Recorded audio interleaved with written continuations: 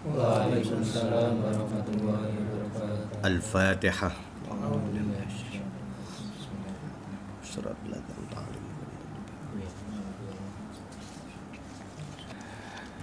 Bismillahirrahmanirrahim. Al-hadisus samin utawi ki hadis kang kaping 8. An Ibnu Umar karwayatake sangka Ibnu Umar. Sinten? Abdullah. Anna Rasulullah sallallahu alaihi wa alihi wasallam qol umirtu den perintah ingsun an uqatila ing arep ento merangi ingsun annasa ing manusa hatta yashhadu sehingga arep ento nyekseni sapa nas an ing satemene kelakuan la ilaha illallah iku la ilaha illallah wa anna Muhammadar Rasulullah wa yuqimu lan arep ento mendirikan sapa nas as-sholata ing salat wa yu'tulan nekaken sapa nas az-zakata fa idza fa'alu mongko nalikane agawe sapa nas dalika ing mengkono-mengkono syahadat salat lan ita zakah asamu mongko njaga sapa nas minni sangka ingsun dimaahum ing pira-pira darahe nas wa amwalahum lan pira-pira hartane nas illa bihaqqil Islam kecuali dengan hak Islam. Wa hisabum utawi hisabin nas iku 'alallahi ing atase Gusti Allah. Ini hadis yang ke-8. Kita sudah sampai pada pertengahan bulan Ramadan. Terasa apa enggak terasa? Enggak terasa tiba-tiba sudah tanggal 15 Ramadan. Ya, sudah masuk pada pertengahan. Mudah-mudahan anak-anak semua tetap istiqomah ya. Baik ibadahnya maupun belajarnya yang ada di Jawa maupun luar Jawa. Luar Jawa kan ada Ustadz Arofi ya, dari Kalimantan mana? Timur ya, Bontang mana? Bontang. Dan banyak dari Jambi, dari semuanya. Salam hormat dari Pondok Al-Madinah. Mudah-mudahan semuanya mendapatkan maunah dari Allah Subhanahu wa taala. Sesungguhnya Rasulullah bersabda, saya diperintah oleh Allah. Saya diperintah. Yang berani merintah Nabi sinten? Gusti Allah gitu nggih.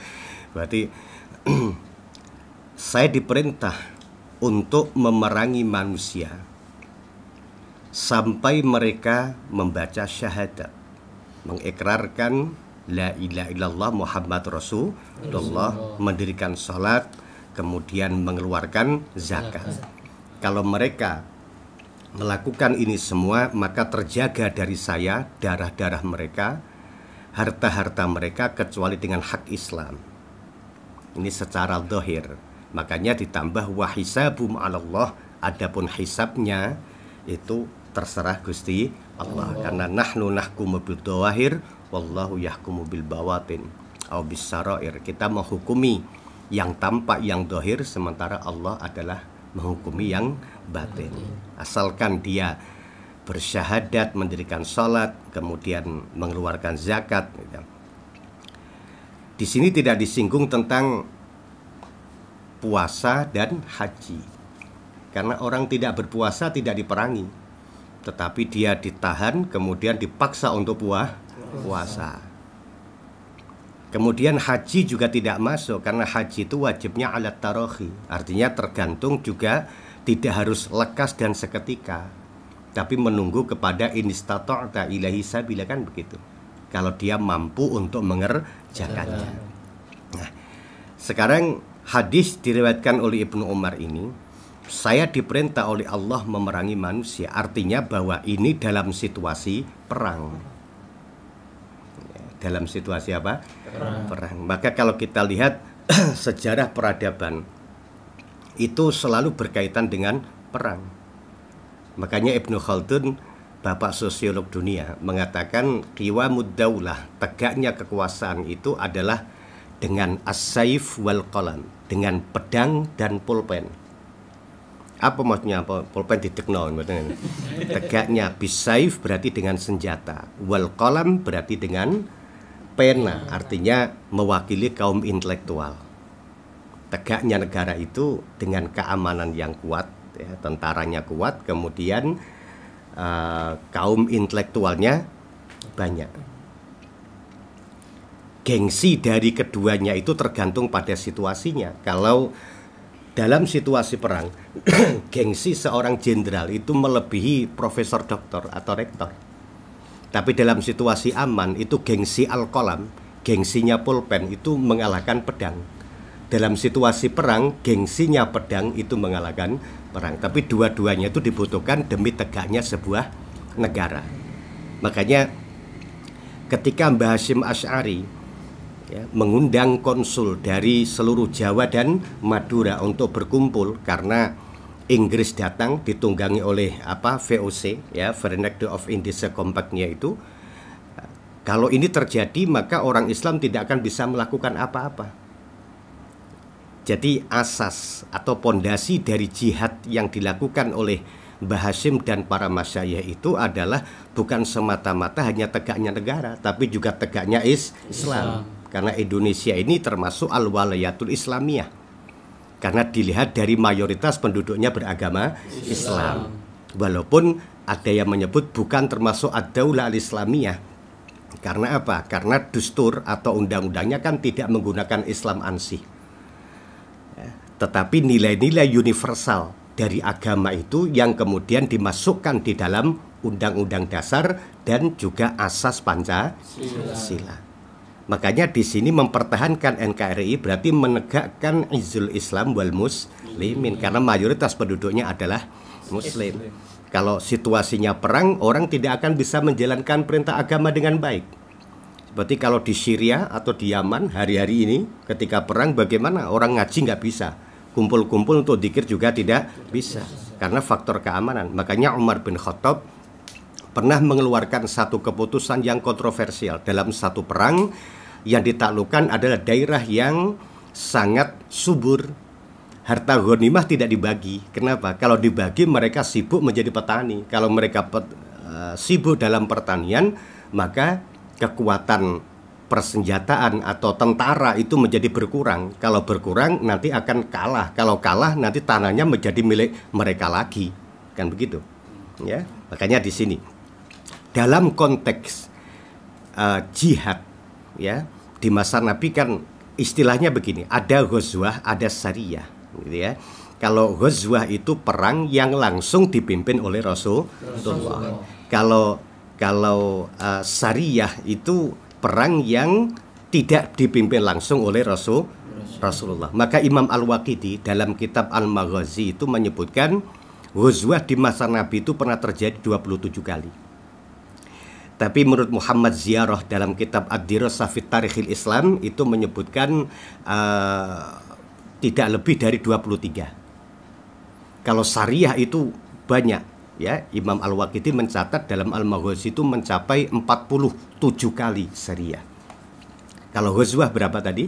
Sampai 27 kali yang langsung dipimpin oleh Rasulullah. Ini pentingnya jihad fisabilillah, perang fisik yang memang karena Islam menganjurkan ini demi untuk mempertahankan diri. Untuk apa? Mempertahankan diri. Makanya diatur dalam batasan-batasan tertentu. Alasan Umar bin Khattab meminta Abu Bakar untuk memberhentikan Khalid bin Walid dalam sebagai pemimpin dalam beberapa peperangan itu karena apa? Karena Khalid bin Walid ketika ada orang dikejar kemudian wis kapok-kapok muni asyhadu alla dipateni ya karo Khalid bin Walid. Tapi karena Khalid yang langsung berhadapan dengan musuh, dia tahu kalau mereka membaca syahadat ketika kita berpaling dia membunuh dari belakang. Itu pengalaman yang dialami. Makanya di belakang kan wahisabu anallah, sudah kalau sudah baca syahadat dengan salat ya sudah, maka terjaga harta, darahnya dan semuanya kecuali dengan hakul Islam. Nah, karena situasi perang waktu itu dan situasi ekspansif atau tawassu'iyah, maka begitu sangat sempurna pahala orang yang melakukan jihad fisabilillah. Sampai ada hadis yang diriwayatkan oleh Abdullah bin Rawahah itu, pernah terjadi seruan jihad itu jatuh pada hari Jumat menjelang Jumatan. Ketika mereka berangkat, Abdullah bin Rawahah ini tidak berangkat. Dia menunggu sholat bersama Rasulullah. Setelah itu dia akan nyusul kepada temannya. Ya, ketika ditanya, ya, malaka la tagdu ma'ashabi, kenapa kau tidak berangkat bersama dengan teman-temanmu? Dia mengatakan apa? Uhibbu an usalliya ma'aka ya Rasulullah sumalhaku bi ashabi. Saya senang untuk sholat Jumat bersama jenengan Kanjeng Nabi, kemudian saya nyusul kepada para sahabat-sahabatku. Kata Nabi, lau anfaqta ma fil ardi jami'an ma adrakta fadla ghuduwihim. Andaikan engkau menafkahkan seluruh, ya, apa yang ada di langit dan di bumi ini, semuanya, bahkan belum menyamai sedikit pun dari keberangkatan mereka untuk menuju perang. Sebab kalau Abdullah bin Rawahah ini dibenarkan oleh Nabi, lalu banyak orang yang melakukan hal yang sama, sehingga apa? Sehingga tentara tidak menjadi kompak dalam satu barisan, dan itu bisa dikalahkan oleh musuh. Kalau dikalahkan oleh musuh, maka Islam untuk menegakkan ajaran juga susah. Ya, jadi pentingnya jihad di dalam konteks di mana negara dalam situasi perang. Ya, makanya Mbah Hasyim membentuk dan konsul dan para masyayikh di konsul Jawa dan Madura, namanya disebut dengan resolusi jihad. Karena dulu pernah saya terangkan, karena kemerdekaan kita belum diakui. Wong PBB saja lahirnya tahun 45 bulan September. Kita memproklamirkan diri tanggal 17 Agustus, 1 bulan sebelum PBB berdiri. Belum diakui, dan mereka mengatakan bahwa kemerdekaan Indonesia itu adalah pemberian dari Jepang. Tapi apa yang terjadi ketika tanggal 21 dan 22 Oktober menurunkan resolusi jihad, kesepakatan bersama untuk diwajibkannya jihad fardu ain dalam masafa atau jarak sekian, mereka bergerak, maka terjadilah pertempuran awal 26 sampai 28 Oktober. Sampai tentara Inggris kemudian manggil Presiden Soekarno untuk melakukan gencatan senjata. Tapi arek-arek Surabaya kan nggak tahu gencatan-gencatan itu apa. Ya. Akhirnya Brigjen Malabe dibom, digranat itu tanggal 30 Oktober meninggal. Ya. Dan terjadilah kemudian pertempuran 10 November. Makanya Dr. Nurholis Majid waktu itu dalam PBK Lakpesdam 96 itu mengatakan bahwa peristiwa 10 November adalah peristiwa santri. Peristiwa apa? Santri. Sehingga Kolonel Dalton itu mengatakan belum pernah Inggris mengalami perang melebihi perang koyok ning Surabaya. Kene dhek nggawa bom, kene nggawa pelentengan karo watu. Termasuk bikin bamburun sing nekatnya itu, ya. Boneknya Surabaya dulu itu akhirnya melahirkan 10 November. Entah bonek sekarang saya nggak tahu. Jadi ini izil Islam wal muslimin. Sehingga ketika DITI melakukan pemberontakan, menganggap pemerintahan Pak Karno itu tidak sah karena tidak sesuai dengan syarat-syarat orang menjadi imam, maka Nahdlatul Ulama dalam munasnya tahun 53 menyatakan tegas bahwa Presiden Soekarno adalah pemimpin yang sah, dianggap sebagai waliul amri ad-daruri bisyauka. Waliul amri ad-daruri bisyauka. Itu Nahdlatul Ulama. Maka itu punya jasa besar, baik pra kemerdekaan maupun pasca kemerdekaan, ya. Ini sudah pantas kalau kemudian Kepres nomor 22 tanggal 22 Oktober di Masjid Istiqlal disampaikan sebagai Hari Santri Nasional. Itu, ya. Ada 3 kelompok besar yang waktu perang itu. Ada laskar namanya Hizbullah dipimpin oleh Kiai Zainal Arifin. Ada laskar Sabilillah dipimpin oleh Kiai Masykur. Ada laskar Mujahidin dipimpin oleh Bayai Abbas Butet dan Bayai Wahab. Itu yang menurunkan pada 10 November. Jadi ini termasuk Injil Islam wal muslimin. Ya, ini pentingnya di situ. Maka ada hadis yang diriwayatkan oleh Imam Hasan Basri, dia mengatakan setiap mata itu akan menangis besok di hari kiamat. Kullu ainin baqiyah yaumal qiyamah. Semua mata akan menangis dari kiamat kecuali ila arba'ata ayun. Kecuali ada 4 mata yang tidak menangis. Siapa 4 mata itu? 1 adalah ainun qufiat fisabilillah, mata yang dilukai dalam perang. Ada seorang sahabat Nabi namanya Qatadah bin Nu'man, itu dalam perang Uhud ya terkena tombak dan sabetan pedang sampai matanya itu cecer di pipinya. Matanya itu meripatin itu sampai jatuh di pipinya. Ya, kemudian disuruh oleh Nabi, didoakan oleh Nabi, dikembalikan matanya kembali. Namanya Qatadah bin Nu'man. Itu mata yang dilukai dalam perang Uhud. Makanya mukjizat Nabi dianggap lebih dari Nabi Isa. Nabi Isa bisa menyembuhkan orang buta, tapi matanya kan nggak keluar dari kelopaknya. Jadi matanya tetap mata biasa, kemudian buta diusap. Rasulullah enggak, mata yang tercecer di pipi diusap kembali. Ya, hebat mana? Ya, ini ya keutamaan dari apa yang disebut dengan perang. Tetapi perang fisik yang seperti ini oleh agama, oleh Nabi dianggap sebagai al-jihadul asghar, jihad kecil.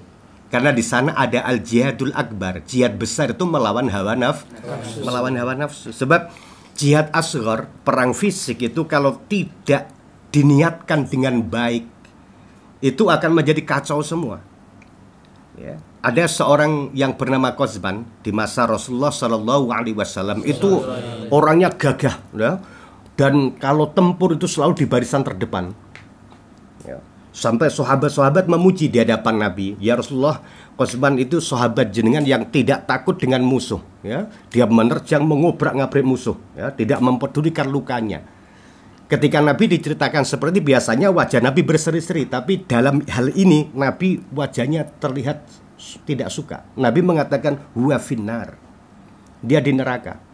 Ya, sahabat merasa janggal, bagaimana ya Rasulullah, orang yang gagah berani maju ke medan perang menebas musuh, ya, tanpa gentar, tapi Nabi mengatakan huwa finnar. Jadi Allah sudah memberikan pengertian, pemberitahuan, ilham kepada Nabi bahwa orang ini niatnya tidak baik dalam perang. Mungkin agar dianggap sebagai sok jagoan gitu loh.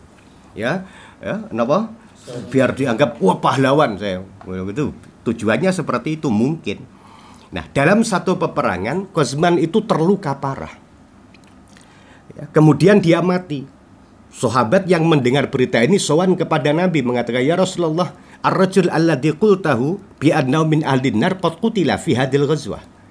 Ya, bagaimana ya Rasul, laki-laki yang kau bilang ahli neraka itu mati dalam ghazwah ini, mati dalam peperangan ini. Orang mati dalam peperangan kan mati syahid. Bagaimana Anda bilang itu masuk neraka? Nabi tetap mengatakan huwa finnar, dia di neraka. Sekonyong-konyong tidak lama datang ya seorang sahabat bernama Aqsam, itu datang memberitahukan, ya Rasulullah, ya ar-rajul alladzi qultahu fi min ahlin nar lam yuqtal fi hadhil ghazwah. Dia tidak mati dalam perang ini. Dia bukan mati karena perang, walakinnahu juriha jarhan syadida. Tapi dia terluka sangat parah. Falam yasbur min lailihi, dia tidak sabar menahan rasa sakit. Fazdalaqa sayfahu fi batnihi, sampai dia memasukkan pedangnya ke dalam tubuhnya. Berarti matinya karena perang apa bunuh diri? Orang bunuh diri masuk neraka apa surga? Nah kan? Karena mungkin niatnya tidak baik. Makanya jihad yang besar, jihad yang kecil, ya perang fisik itu dianggap jihad kecil. Karena kalau tidak dilandasi oleh keinginan yang baik, itu akan menjadi bumerang. Walaupun itu jihad fisik yang kelihatannya berdarah-darah. Ya, makanya ada salah seorang sahabat ya mati dalam peperangan pada waktu Khaybar. Ya. Ini disebut dengan OTT di masa Nabi ya, ini ya, operasi tangkap tangan. Ya. Dia mati dalam peperangan.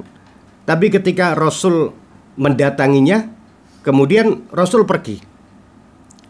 Begitu datang, Nabi tidak menyampaikan belasungkawa atau sedih atau apa. Kemudian beliau pergi dan nampak wajahnya tidak suka. Sahabat kemudian memeriksa kenapa ini orang kok ternyata di dalam sakunya orang ini ada manik-manikan kecil yang dia ambil sebagai harta rampasan. Berarti dia melakukan hulul, melakukan korupsi. Korupsinya ini ya manikan-manikan yang nilainya tidak lebih dari 2 dirham, bayangkan itu. Tapi Nabi tetap mengatakan dia tidak bisa masuk surga walaupun dia mati. Kenapa? Karena dia curang, karena dia melakukan korupsi. Maka seorang koruptor susah untuk masuk surga. Bukan karena apa tidak bisa korupsi. orang mati syahid saja Nabi tetap mengatakan seperti itu. Seperti dalam kasusnya Mi'dam, atau disebut dalam cerita namanya Kirkirah. Itu ketika mati, ketika dia sampai di sebuah jurang dalam perang Khaybar itu, dia terkena panah menyasar. Kemudian mati. Ketika mati, para sahabat mengatakan Fatu bari Mi'dam. Wah, bahagia bener Mi'dam karena mati syahid. Ketika Nabi melihat ternyata orang ini pakai 2 selimut. Selimut yang kedua ini adalah selimut hasil korupsi. Maka Nabi mengatakan apa? Inna syamlah allati asaba yama Khaybar minal maghanim lam tusibhal maqasim la tasta'ila 'alinar, kata Nabi. Jubah yang dia pakai hasil dari korupsi harta ghanimah ini akan menyala menjadi api neraka. Kesyahidan seseorang tidak bisa menolong untuk menjadi baik bagi seorang koruptor. Bayangkan ya. Naudzubillah min dzalik ya. Makanya diniatkan dengan apa tadi saya katakan baik. Sampai saya disuruh memerangi manusia, bukan jin loh ya. Bukan umir tuan wukotila wedon jelangkrong itu enggak, tapi manusia.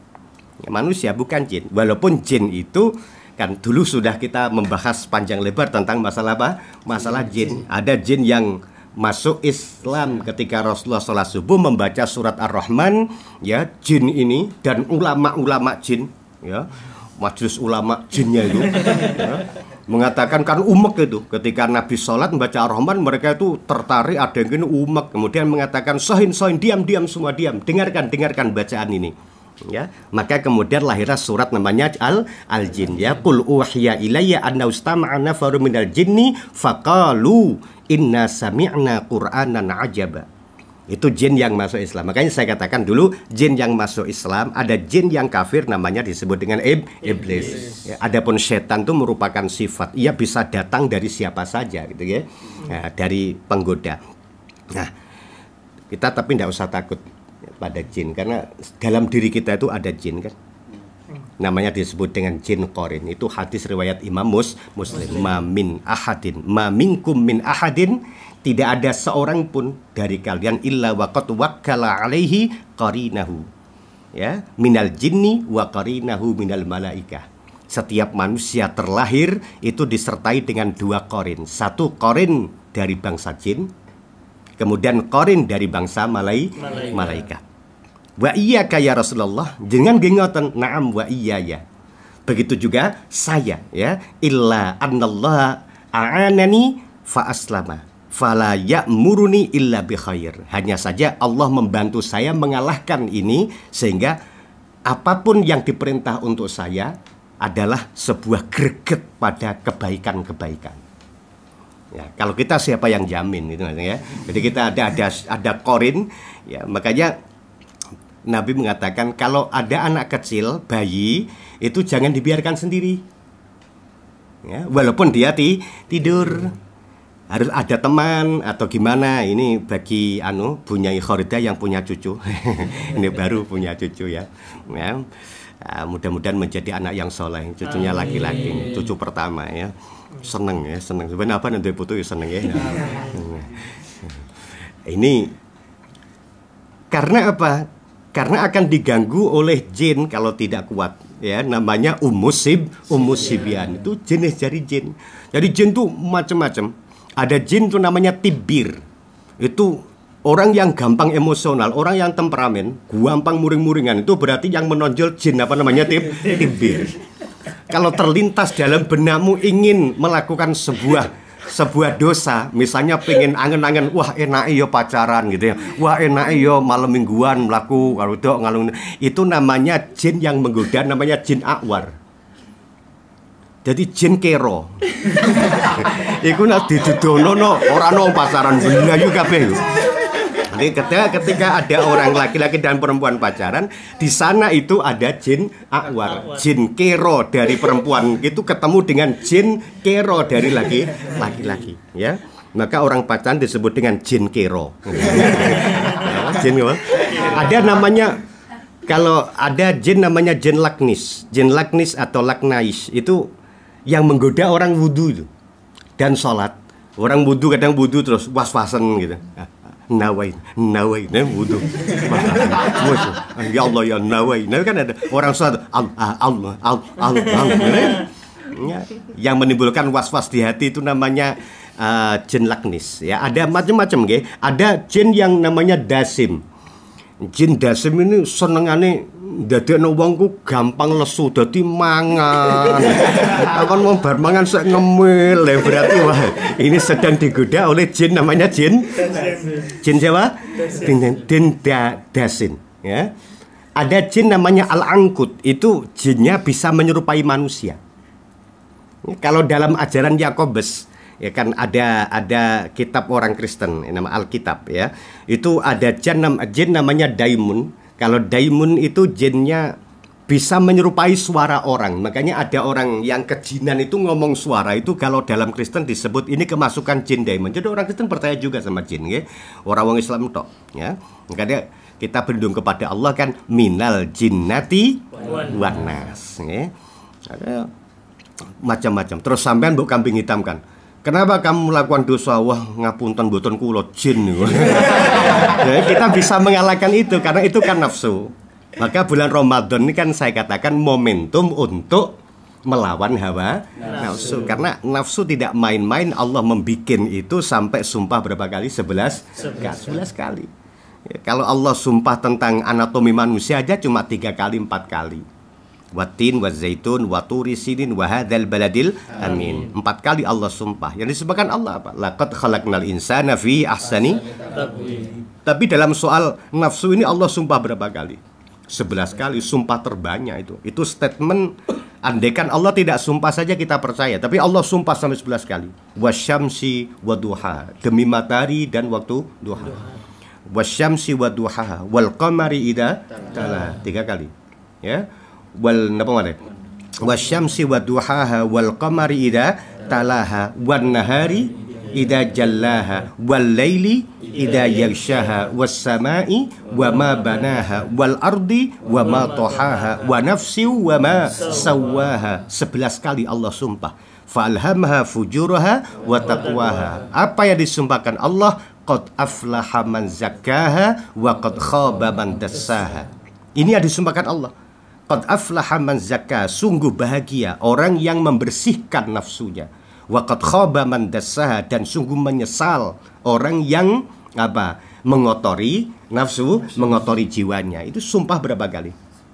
Makanya Nabi mengatakan raja'na minal jihadil asghar ilal jihadil akbar. Kita kembali dari perang kecil. Perang Badar itu dibilang Nabi perang kecil karena ada perang yang lebih besar, yaitu perang melawan hawa nafsu. Sampai mereka mengatakan la ilaha illallah Muhammad Rasulullah. Sudah saya terangkan, ya. Makanya ada orang yang wiridannya itu pakai tasbih.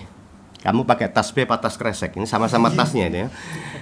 Itu untuk kesaksian, ya. Makanya Imam Ar-Razi itu pernah memberikan satu kisah. Ada seorang laki-laki ketika di Arafah, mudah-mudahan kita bisa ke sana, ya, sampai bisa ke sana. Arafah itu tanah yang pertama dibikin Allah. Inna awal ardi Makkah allati khalaqahallahu Arafah. Bumi pertama dibikin oleh Allah itu Mekah, ya. Wa inna awwala ardi Makkah allati khalaqahallahu Arafah. Arafah itu tertua, makanya disebut Al-Hajju Arafah.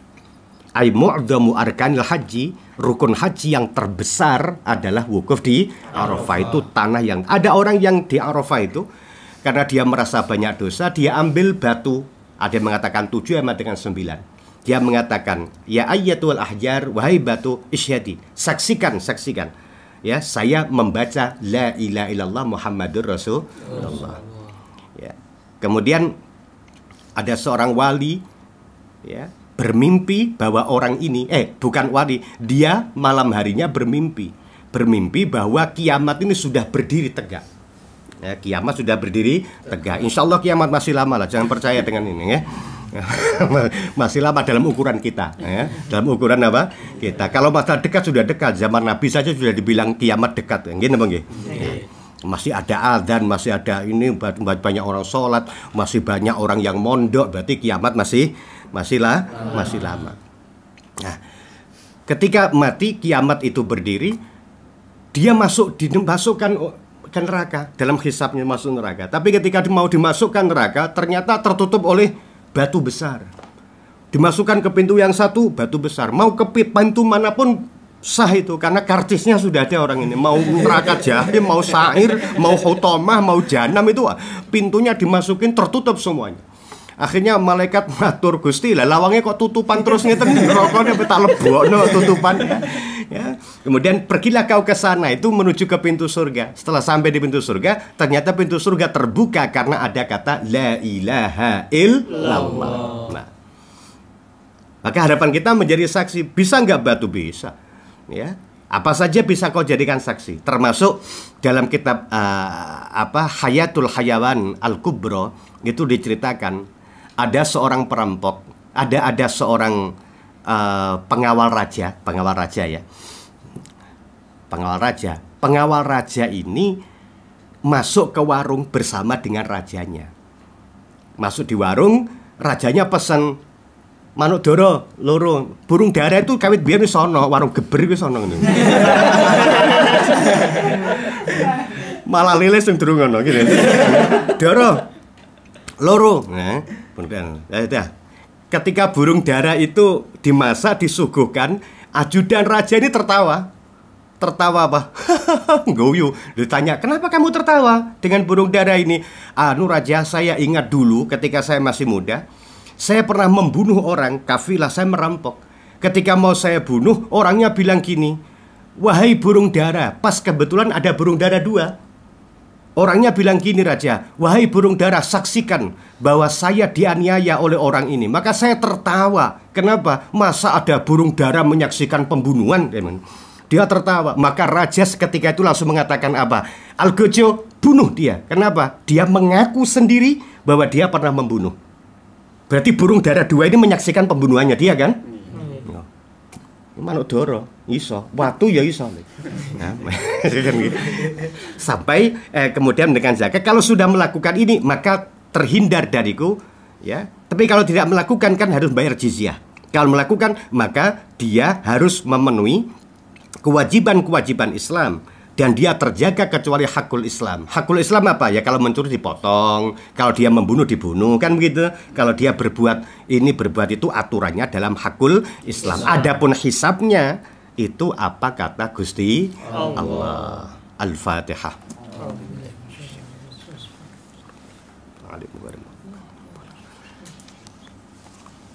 Assalamualaikum warahmatullahi wabarakatuh. Waalaikumsalam warahmatullahi wabarakatuh.